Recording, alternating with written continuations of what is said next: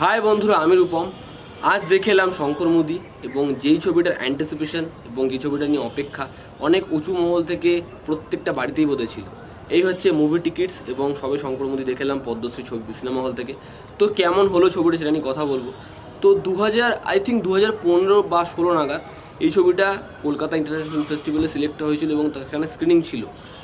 তো আমার দেখতে যাওয়ার কথা ছিল, আমার কাছে ডেলিগেট পাসও ছিল, কিন্তু একদম শেষ মুহূর্তে ছবিটা দেখতে যেতে পারিনি কোনো একটা কারণবশত। তো বিশেষ করুন এত আফসোস ছিল এই ছবিটা দেখতে পারিনি। এবং ছবিটা যখন শুনেছিলাম এত ফিল্ম ফেস্টিভ্যালে গেছিলো, কিন্তু ছবিটাকে অনেক হ্যাপা পোহাতে হয়েছিল রিলিজের আগে। 2019-এ দাঁড়িয়ে 15ই মার্চ ছবিটা মুক্তি পাচ্ছে এবং আপনি যদি ছবিটা স্টার্টিং থেকে এন্ডিং অবধি দেখেন, আপনার কোথাও বিন্দুমাত্র জায়গায় মনে হবে না ছবিটা তো অনেক আগের ছবি, ছবিটা বোধহয় একটু ফ্যাটে পুরনো হয়ে গেছে।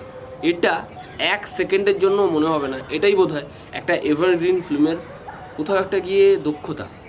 সবার আগে বলতে গেলে বলতে হবে অনিকেত চট্টোপাধ্যায় বাংলার খুব ভালো একজন পরিচালক, যিনি কবির থেকে মহাপুরুষ, কাপুরুষ বা যদি বলি বাই বাই ব্যাংকক, ছয়ছুটি ভালো ভালো সিনেমা বানিয়েছেন। তো তার এই ছবিটা খুব ক্রিটিক্যালি অ্যাক্লেইম ছিল, খুব অনেক ফিল্ম ফেস্টিভ্যালে গেছিলো, অ্যাওয়ার্ডেড ছিল, নমিনেটেড ছিল। তারপর ছবিটা রিলিজ পায়নি এবং ছবিটা এতদিন পর রিলিজ।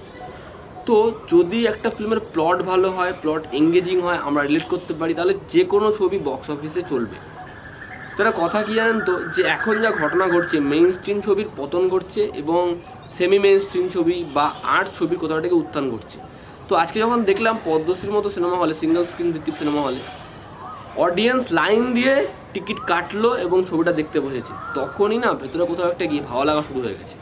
এবং ফিল্মটার প্লট যেরকমভাবে স্টার্টেড, সেখানে দেখানো হচ্ছে যে ধরুন 2003 সাল থেকে 2009 সাল অবধি যেরকম মুদির দোকানে প্রত্যেকটা মানুষের কতটা ধার, কতটা বাকি, সেগুলো এনলিস্টেড থাকে, সেরকমভাবে এখানে চ্যাপ্টার ওয়াইজ কেউ হয়তো খাতার মধ্যে পাতা উল্টাচ্ছে এবং আমরা কতটা আপডেটেড হচ্ছি, কতটা উন্নয়নের দিকে এগিয়ে যাচ্ছি ধামা চাপা দিয়ে কিছু ইতিহাস, সেটাই এই সিনেমার একদম স্টার্টিং পয়েন্ট থেকে সূচিপত্র। যেখানে আমাদের পাড়ার মোড়ে একটা শঙ্কর মুদি নামক সেই পেট মোটা একটা লোক আছে, যে ধার বাকি দিয়ে দেয় এবং যদি কেউ মরে যায় তার নামের খাতাটা কেটে দেয় এবং সেই খাতার ভরপাই আর কেউ করে না, কিন্তু তার জন্য সে আর হাপিত্তেশ করে বসে থাকে না। আমাদের পাড়ার সেই লোকটা, মানে সেই অটোওয়ালাটা, যে সারা রাতে কোথাও যদি কারো বিপদ ঘটে ছুটে যায় এবং তাকে হসপিটালে পৌঁছে দিয়ে আসে। এই গল্পটা মনে করায় আমাদের পাড়ার সেই রিক্সাওয়ালার কথা, আমাদের পাড়ার সেই সেলুনটার কথা, যেখানে এখনও অমিতাভ বচ্চনের ছবি টাঙানো। সিনেমাটা মনে করায় আমাদের পাড়ার সেই নাপিতের কথা, আমাদের পাড়ার সেই ট্রেলারের কথা। তো এইগুলো আপনারা খুব ভালো করে বুঝতে পারবেন যদি আপনি সিনেমাটা দেখেন। কোথাও একটা 2004, 5, 6 সালে আপনাকে ফিরিয়ে দেবে। এবং সেই সব জানতা মাস্টারবাবু, যিনি সব কথা একটা কোথাও একটা কি গাঢ় সাদা ধোঁয়াশা রেখে দেন। তো এরকমভাবে প্লট শুরু হচ্ছে, যেখানে প্রত্যেকটা মানুষের দেনা পাওনা, পাড়ায় কি চলছে না চলছে, এইভাবেই ঘটনাটা এগোতে থাকে। কিন্তু এটা ততক্ষণ ঝঞ্ঝাট আনবে না যতক্ষণ না চলে আসে সেখানে পলিটিক্স। এবং বারবারই আপনারা সবাই জানেন যে ছবিটা একটা পলিটিক্স ছবি, ছবিটা একটা পলিটিক্যাল ছবি, পলিটিক্যাল ফিকশন ড্রামা। তো এর ফলে এটার মধ্যে তো রাজনৈতিক পাক থাকতোই, কিন্তু এমনও নয় ছবিটা পুরো রাজনীতির ওপরই বেশ।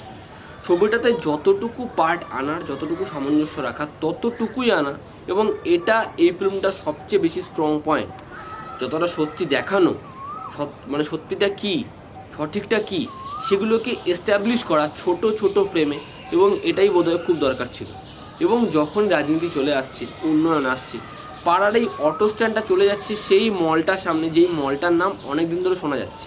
এবং এই শপিং কমপ্লেক্সের ভিড়ে মুদি দোকানের কাছে লোকেরা মুখ ফিরিয়ে নিচ্ছে এবং এসে বলছে, আপনার কাছে তো ফ্রেশ ওয়াশ নেই দাদা, ডাব শ্যাম্পু নেই। এর ফলে একটা ঝঞ্ঝাট তৈরি হচ্ছে। এবং এই যে রিক্সাওয়ালা বলি, অটোওয়ালা বলি, এই পুরনো দিনের ট্রেলার বলি, সেলুন বলি, প্রত্যেকটা লোকের সমস্যার সম্মুখীন হতে হচ্ছে। এবং এর সমাধান কোথায় আসবে?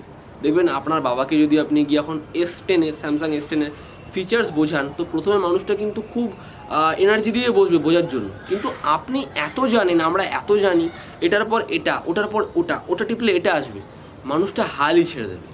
তারা প্রত্যেকে আপডেট হওয়ার একটা ছোট্ট চেষ্টা করবে, কিন্তু আমরা কি উন্নয়নের ভিড়ে তাদের আপডেটেশনটা মেনে নেব? এটাই সবচেয়ে বড় প্রশ্ন পরিচালকের, যেখানে একটা পাড়ায় কারো বিপদ ঘটলে, কেউ মারা গেলে এই 5-7 জন লোক যারা এই পাড়ায় দোকানদারি করে প্রত্যেকে ঝাঁপিয়ে পড়তো, প্রত্যেকে কাঁধে তুলে নিত দায়িত্ব এবং কারোর জন্য অপেক্ষা করতো না।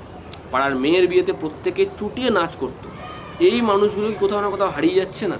এদের প্রত্যেকের একটা করে গল্প আছে, যে গল্পগুলো এই হাজার আমাদের জঞ্জাটের ভিড়ে, আমাদের সৃষ্টি করা চাপিয়ে দেওয়া বোঝার ভিড়ে হারিয়ে যাচ্ছে না?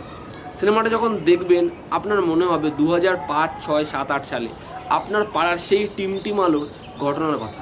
এগুলো আমার মনে হয়েছে এবং আমি এগুলো খুব ভালো করে ফিল করতে পেরেছি বলে আমার মনে হয়। যেখানে বৃষ্টিটাকে এত সুন্দর করে ইউজ করা হয়েছে, যেখানে কমরেডদের ঘটনাও জানানো, যেখানে আবার সেই বাড়ির ঘর জামাইয়ের ঘটনাটাও জানানো, যে আজকেও বলে সে নিজেকে কুত্তা বলে জানায়। তো এরকম প্রত্যেকটা ছোট ছোট ঘটনাগুলোকে নিয়ে শঙ্কর মুদি ছবিটা বানানো।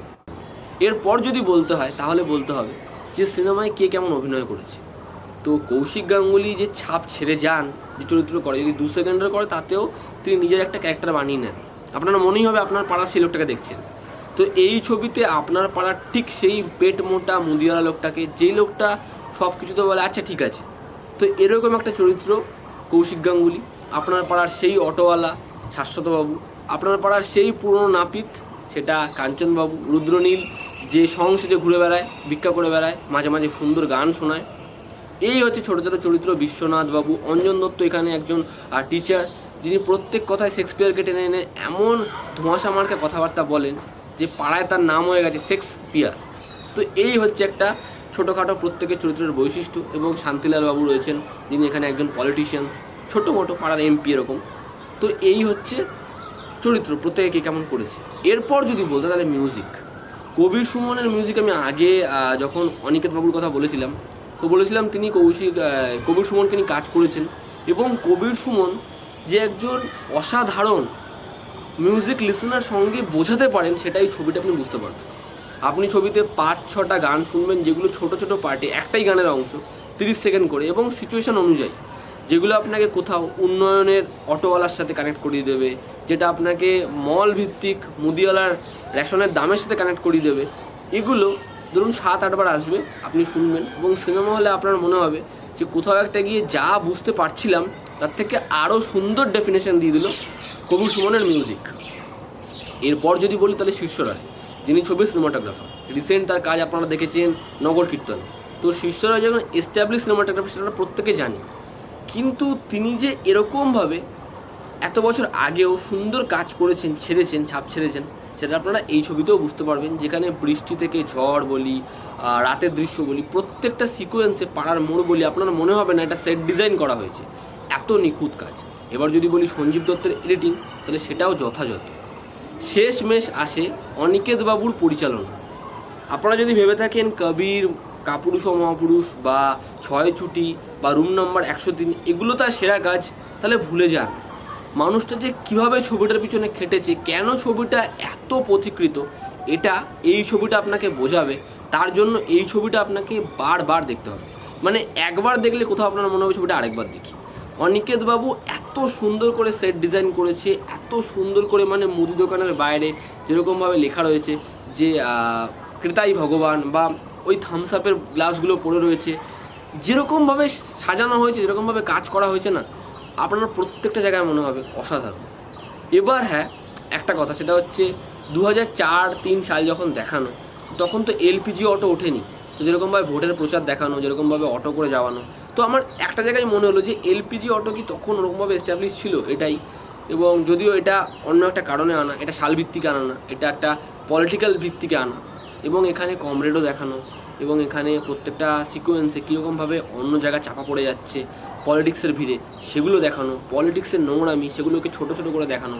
এবং শেষ কথা বলতে গেলে, যাত্রা থেকে শুরু করে, যাত্রার আর্টিস্ট থেকে শুরু করে দুঃখে কষ্টে আলা ঘর জামাই, প্রত্যেকটা জায়গা কিন্তু 10 সেকেন্ড 20 সেকেন্ডের বেশি হয়তো অনেকবাবু নেননি, কিন্তু আপনাকে ধরে বুঝে নিতে হবে উনি কোন দিকে কার প্রতি ইঙ্গিত করতে চাইলেন।